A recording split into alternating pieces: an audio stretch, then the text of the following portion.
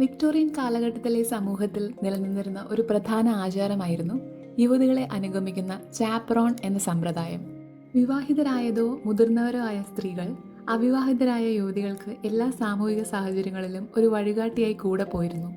ഒരു ചാപ്പറോണിന്റെ പ്രധാന ചുമതല യുവതിയുടെ സൽപ്പേര് സംരക്ഷിക്കുക എന്നതായിരുന്നു.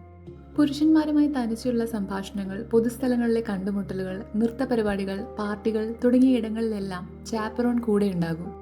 ഒരു യുവതിയുടെ ചാരിത്ര്യവും മാന്യതയും ഉറപ്പുവരുത്തുന്നത് ചാപ്പറോണിന്റെ സാന്നിധ്യമാണ്.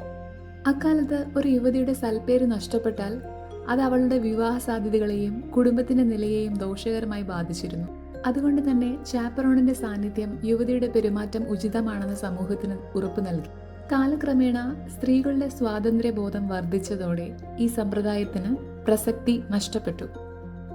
സമൂഹത്തിലെ കണിശമായ നിയമങ്ങളെയും മാന്യതയെക്കുറിച്ചുള്ള സങ്കല്പങ്ങളെയും സൂചിപ്പിക്കുന്ന ഒരു പ്രതീകമായി ചാപ്പറോൺ സമ്പ്രദായം ഇന്നും ഓർമ്മിക്കപ്പെടുന്നു.